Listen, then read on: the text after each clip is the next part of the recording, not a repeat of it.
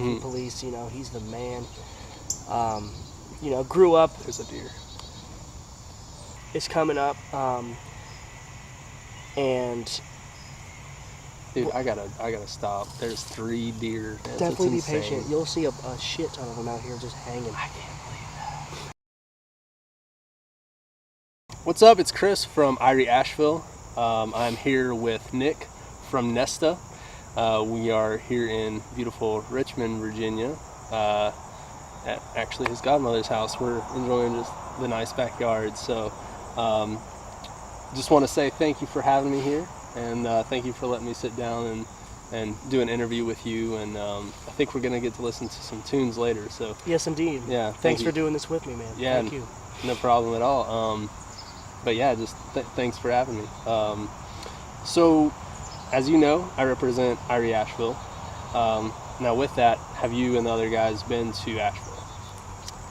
Just driving through. Okay. Me really just driving through, but never really been and visited the area. Yeah.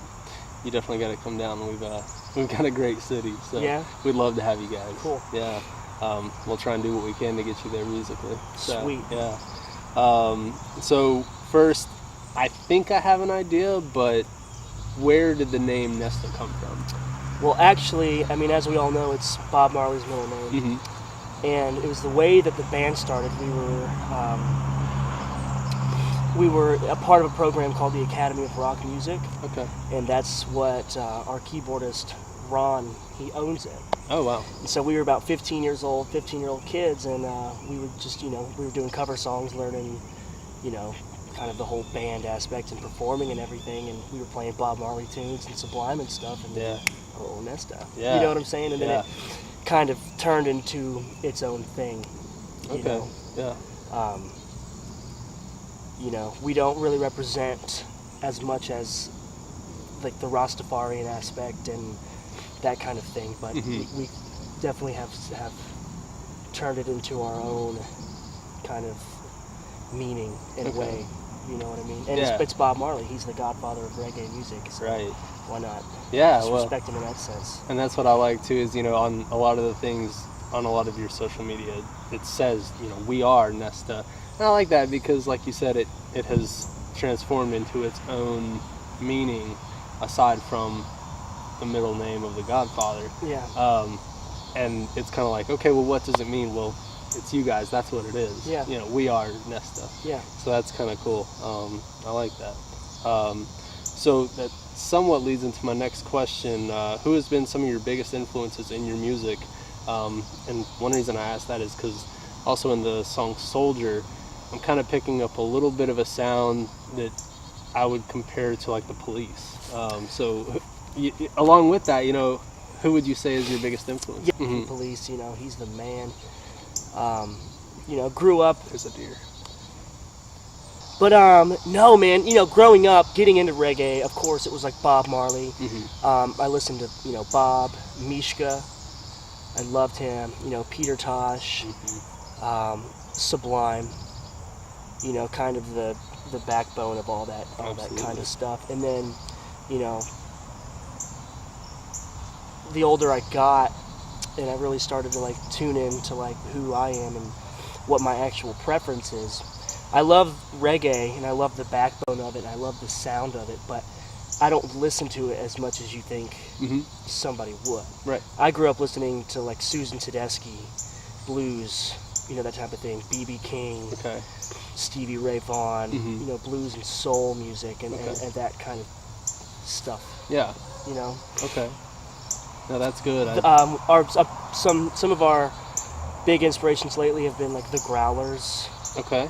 They're it's like beach goth kind of. Okay. It's it's kind of beachy music, but it's got that dark undertone to it, and just really trying to keep it wide, and so that I think that when you play a certain kind of music, and if you listen to nothing but that kind of music, then you start to sound like everything else. Absolutely. You're influenced by everything else. Absolutely. You know what I'm saying? So we try to, create and capture our own unique sound with what we have been influenced by. Yeah. And I think that definitely comes out in your sound because one thing that I noticed while listening in the airport is none of the songs really sound exactly the same. You know, it sounds like you guys. You know, like one song you listen to it and you hear, you know, some of the signatures of what you guys do, and you might hear that basic thing in each song, and it may just be something as simple as the vocals, or even, you know, kind of the range that the songs cover in terms of genre. Because I would say, you know, you guys are, you've got that reggae backbone, but you could take one of those songs and give it to someone who may not be a huge reggae fan. I'll use my wife, for instance. We go to some of these shows, and she's just there because I'm there. Yeah. But I actually sent her one of your songs on the way here, and she was like, that is really, really beautiful. And she, you know, she doesn't really listen to reggae at all. She listens to pretty much what's on the radio. But, you know, she was like, that's some really beautiful stuff, you know. And so, I mean, for me, I think that says a lot that, you know, you guys covered those different ranges.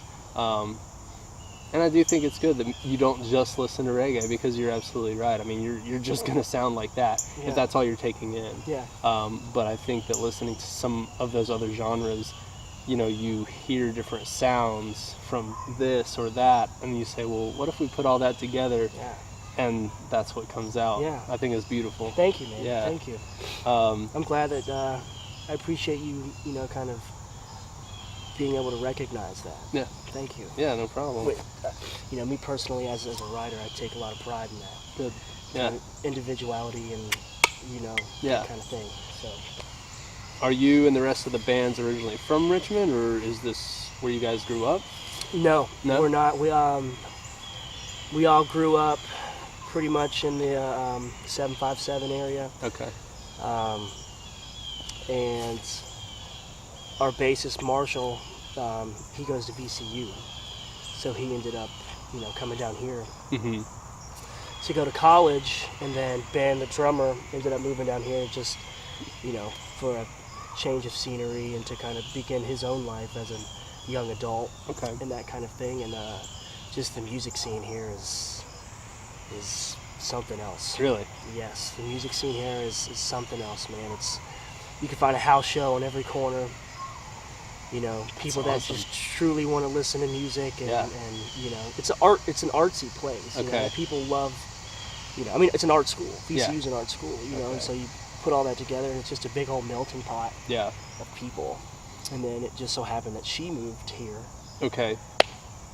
and it was like, you know, let's do this. It's all man. coming together. Yeah, That's pretty It amazing. was pretty cosmic how it all happened. And that was actually what I was going to ask next is, you know, how is the reggae music scene in Richmond? It's coming up. Big reggae act here in Richmond is like Mighty Joshua. Okay. We I think I love follow him as well. We love him. All those guys. If you guys are watching this, we love you. Sister Nikki, Josh. I'll make sure to tag them in the... Yeah, please do. Yeah. But no, we absolutely love them. They true, authentic roots. Okay. You know, just fucking Yeah. thick and meaty. Yeah, and yeah. True message and stuff like I that. love that. But the Richmond reggae scene's on the come up, man. Yeah. It's definitely on the come up. Well, when I saw that Culture had come here, I was surprised. You know, I'm like, heck yeah, you know, because I hadn't actually, you know, I've got to confess and admit, I had never listened to Culture prior to knowing that they were coming to Asheville. You know, I just saw there's this roots reggae show coming to Asheville, so I did a little research and looked, because it said 40th anniversary. I'm like, okay, these guys have been around. Yeah. You know, so I look and see kind of a little bit of their history, and then I go on and I start listening. I'm like, how have I never heard these guys? You know, They're tight. yes, They're and tight, man. their music for me, it's on the same it's on the same level and scale as Bob Marley, in message, in sound, in you know, how genuine they are with what they're saying. So they live what they say. You know, that Rastafarian life, that's what they live. You know, Yep. even meeting with them that day and listening to the way that they converse, you know, it's Rastafari. You know, like they live, they are practice it. what they preach, Yeah, man. It's you the real know. deal. And it was an experience to get to sit down with them. So Yeah, when I saw that they came here and you guys played with them, I thought, all right, you know, I've definitely got to meet up with Nesta. That's what I respect, man, about a band is like if you're just fucking true to yourself and like true to, you know, who you are and what you believe in. That's what I respect out of a band. I love that. I absolutely, and then it comes out in your music. Yep. You know, authentic. Wear your heart on your sleeve type deal. Yeah. And again, you know, not just trying to stroke your ego, but I think that is one thing that does come out in your sound because, like you said, you're taking the music that influences all of you as individuals. You know, it's music you're listening to on your free time, and you're taking that and putting it back out, you know, from within you guys. You know, and I think that's great. Very inspirational because I think music today can be just such a, you know, like you write the song, get it out on the radio. All right, what's out next week? What's out next week? Who's gonna write my song next week? Yeah, you pretty know. much. Right, you know, and I call some of the music on the radio today. I call it like junk food music. You know, it's like a potato chip or a Cheeto or something. You know, you sit down, you eat it. It's great for that 15 minutes, and then you're like, all right, I'm done with this. You know, you move on to the next snack or whatever, and then you've got that, that music that it's your meal. Like it really feeds you. It soul really, food, you know, and it really speaks to your heart and to your soul.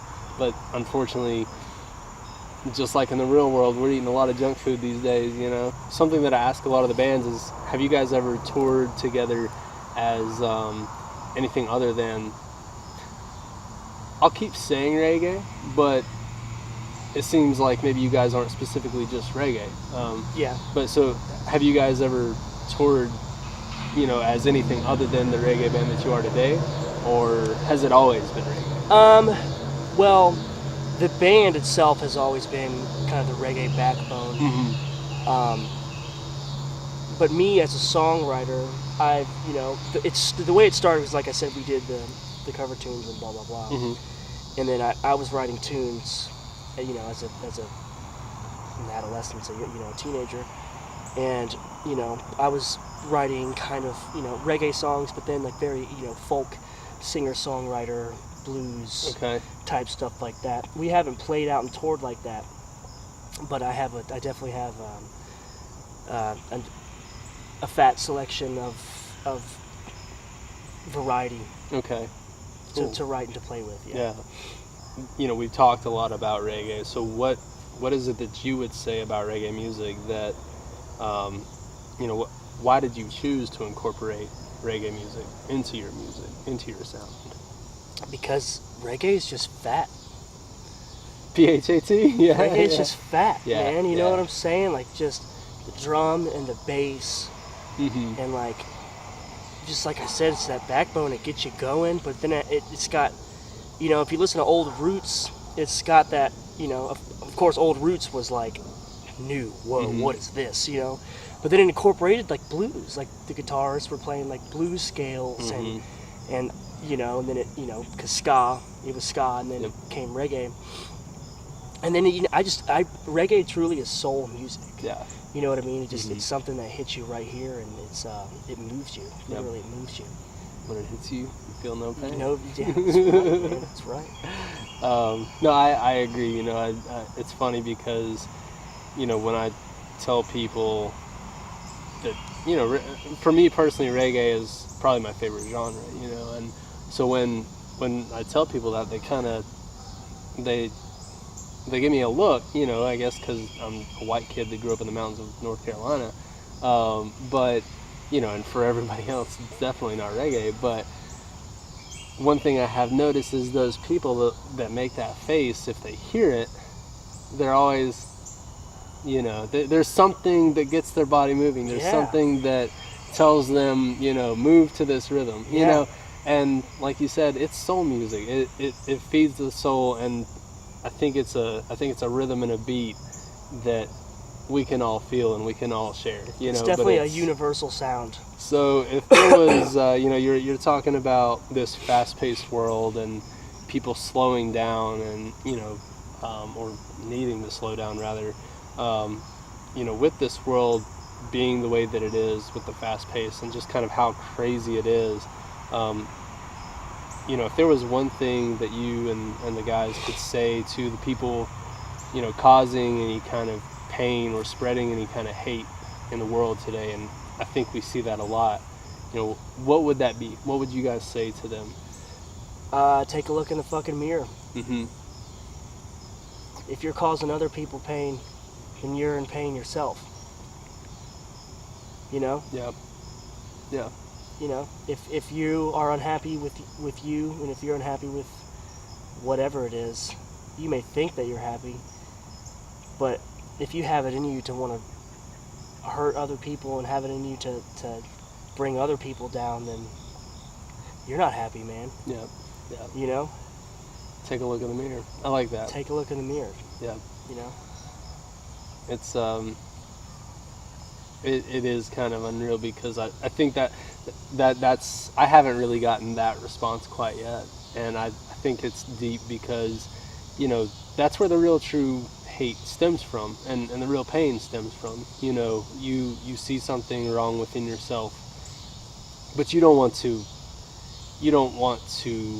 address that. Yeah. So you point it out in someone else. This is what's wrong with you. You're projecting your own insecurity. Yeah, that's a good answer. I like that. Thank you. So, you were talking earlier about touring around the area. So what are some plans that are on the horizon for Nesta? What can we expect coming into 2018? Just keep doing what we're doing. Keep writing music, staying authentic, progress musically, personally, spiritually. That's number one right there. Absolutely. Stay true to yourself, and then, we want to get on some more festivals, start hitting up the festivals, start seeing some new faces. Yeah. Got a couple singles coming out. So yeah, in 2018, you're going to hear some new music. Good. And I think that people will know who we are. Yeah. Now, where can they find what you guys are about? Well, with what you've got out now, and what you've got coming out in the future, where can these people find this stuff? We are on Apple Music. Okay. We're on iTunes, Spotify, YouTube. Okay. All that kind Okay. of. And do they just search Nesta or We Are Nesta? We Are Nesta is Okay. usually going to get you to us. Okay. Yeah, definitely We Are Nesta. Facebook.com/We Are Nesta. Our Instagram is @WeAreNesta. YouTube, all that kind of stuff. We are Nesta. Yeah, so check them out. It's it's definitely very good. I've been very, very impressed. Listening to you guys over the last week or so. So thank you. Yeah. So Nick, I just want to say thank you once again for welcoming me to Richmond and here to the house. I once again thank you for the tunes we're about to hear. And just thank you for welcoming me to the city. Thank you for having me, man. It's been a pleasure. Yeah. Thank you. Yeah, thanks, man. I appreciate that. For sure. So yeah, I'll just go ahead and move straight into filming the songs.